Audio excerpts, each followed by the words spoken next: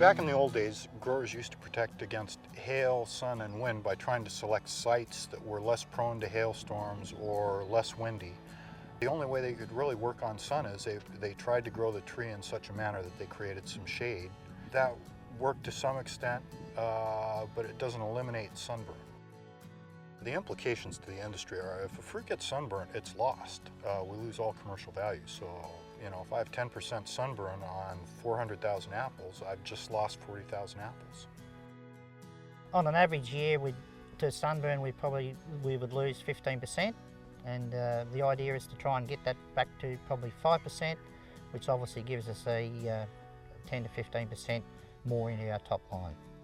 We have started this year doing a trial with 3 different products. We picked out 5 rows in each trial, sprayed them with the different products exactly the same time with the same techniques. We picked 10 bins of each product, and that goes in the cool store and it'll be graded off, done by an independent person. We'll work out exactly what percentage is up to standard. Previously, before these trials, we were just probably like everyone else, trying to put more vigour on the trees to help cover the fruit, minimise our water stress by monitoring it a lot more closely, applying it at night times instead of daytimes. I guess the final straw in making us make the decision to go for sunscreens was, I think back in 2006 we actually got really badly hit, probably 25% sunburn. We've looked at the losses and decided that there's somewhere along the line we had to come up with some other way of protecting our crops. So. Costs can be $1,000 a hectare, which is nothing to be laughed at. It's a lot of money.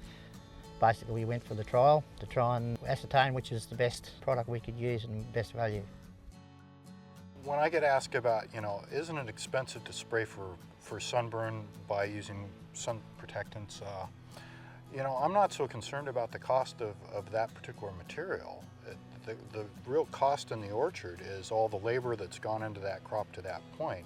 If I can prevent a percent of sun damage through any particular heat event, a percent of 400,000 apples is 4,000 apples. That's all I got to save, and I've probably paid for the use of the protectant. So it's about income maximizing, not cost reduction. Complexity in the orchard environment equals time, and time equals money. So if you've got to tell a picker to sort this brown apple out from this green apple, that costs you money. To haul and store that damaged fruit costs time and money. To sort it out on a packing line costs more time and money. So from an efficiency standpoint, the idea is to grow it clean here so that it moves through the system smoothly. With the technique of putting it on, we modified a existing sprayer to actually cover down from the top.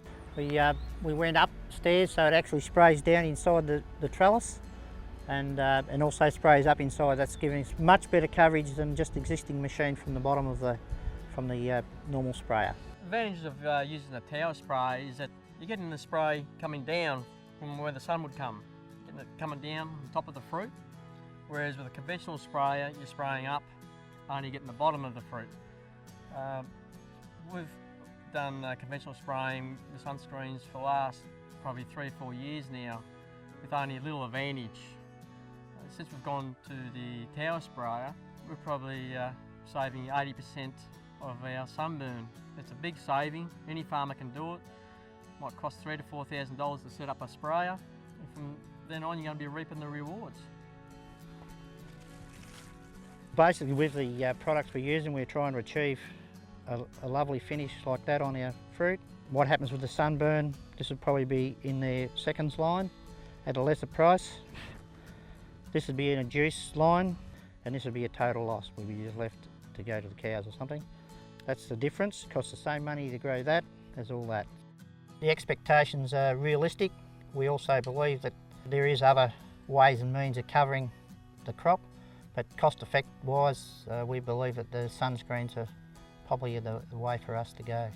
Having made the decision to use the protection, the reason for that was to try and get a lot better product at the end without wasting that 15% that goes to juice every year. So the idea is to basically try and improve our bottom line. So I'd certainly recommend it to other growers as a technique that's well worth having a look at. From my experience, the clay-based products were the first products that were available about 10 or 15 years ago. The one thing I see with the clay-based things is they tend to encourage mites. It's a dusty compound, and mites like dusty leaf surfaces. If you don't have a good setup there, it can be very difficult to get the residues in out from the stem bowl.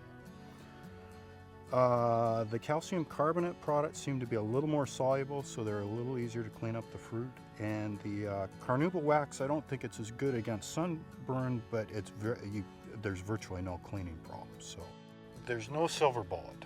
Just because I put a net up doesn't stop sunburn. Just because I put kaolin clay or calcium carbonate or carnauba wax on doesn't eliminate sunburn. The things work in layers. It's lines of defense.